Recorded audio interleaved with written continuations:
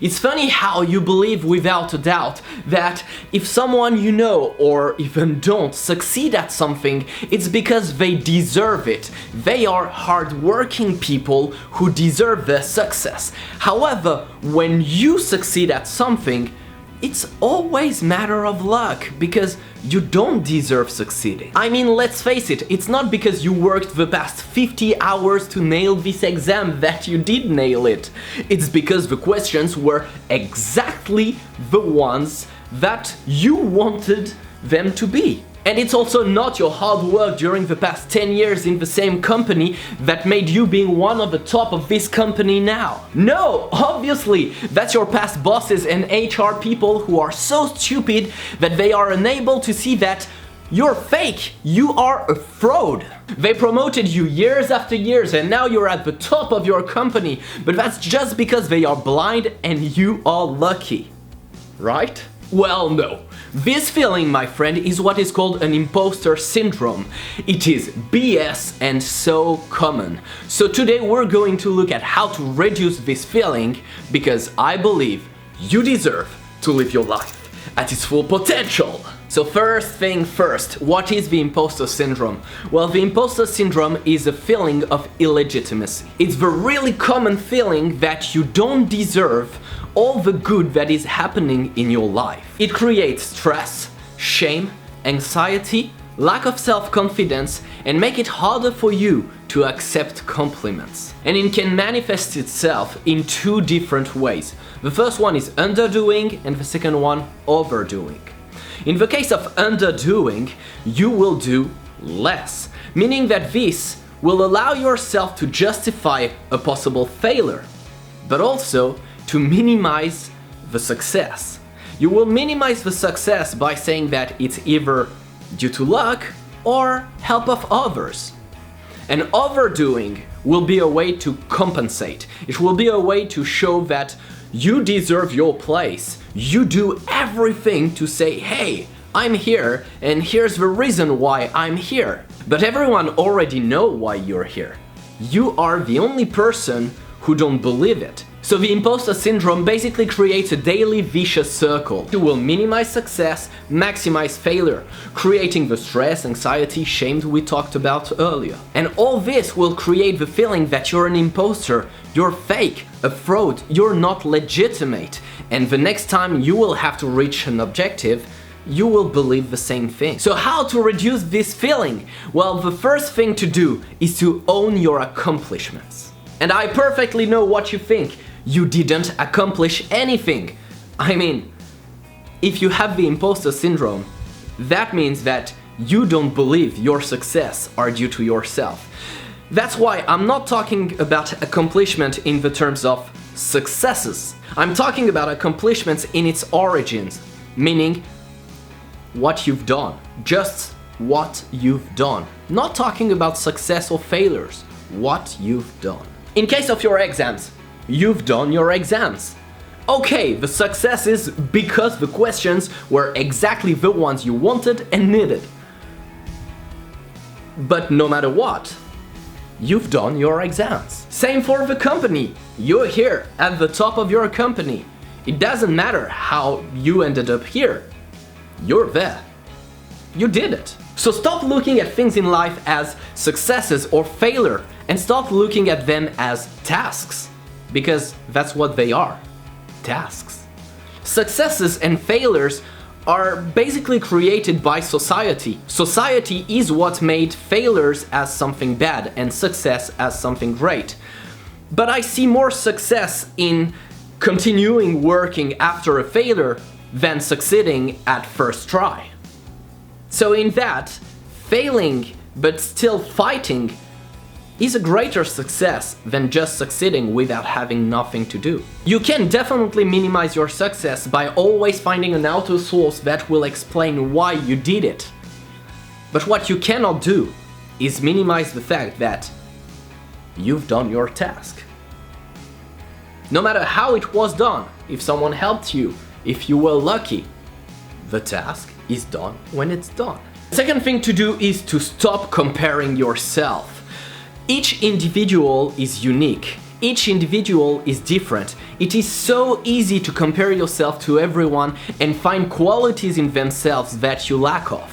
But it would be also so easy to compare yourself to everyone and find qualities that you have that they lack of. Because all of us are different. You are your worst critic, always, and you will always find things greater in others than you will find within yourself. So by stopping to compare yourself with others, you will allow yourself to focus on yourself and be able to look at your own qualities rather than the ones that you would like to have and that you will find in others. Moreover, let's face it, it's a two-way phenomenon. Every single time you find qualities that you lack of in someone, this person, if looking at yourself, will find qualities within yourself that they lack of.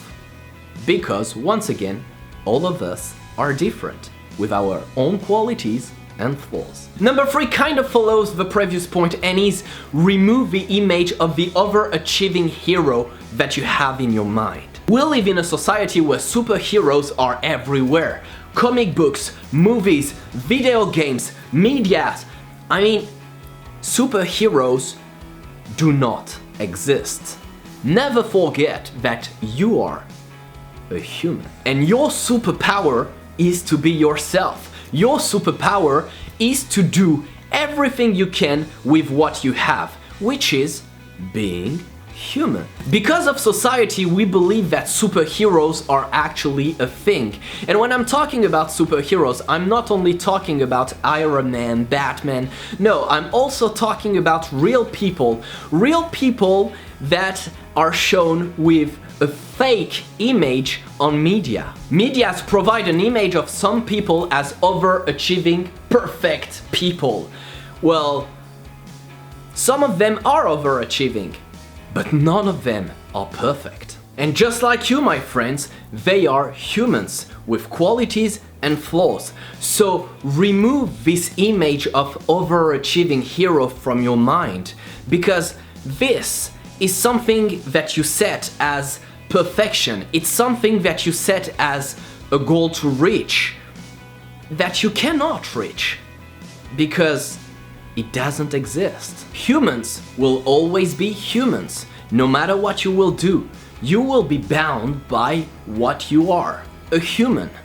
So be okay with it, be in peace with it, and work to be your best as what you are, not what you cannot be. Number 4, reprogram how you feel about yourself. Reprogram how you talk to yourself. We are our worst critic. It's so easy to punish yourself. It's so easy to destroy yourself with words. Stop doing this and start talking to yourself in a better way. I know this sounds so easy and stupid, but it's working because the way our brain functions is with habits.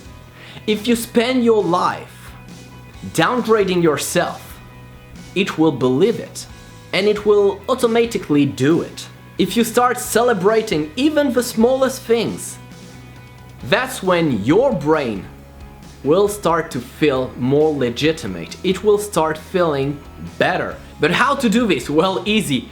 Don't do to yourself what you wouldn't do to someone else. And even more, don't do to yourself what you wouldn't do to a child. 3 years old, Sully. She's a little bit clumsy, super cute but clumsy, and she broke one of your glasses.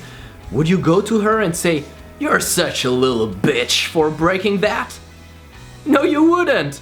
Well, then don't do it to yourself. It is so easy to downgrade yourself in every single situation where things didn't work out as you planned.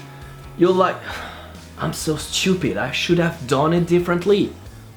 Well, maybe. Maybe you should have done it differently. Well, maybe it would have not worked out either way. But maybe it would have. But that doesn't mean you're stupid. And you should stop saying that to yourself. I know it sounds like nothing. But downgrading yourself this way is an open door to all the self-depreciation.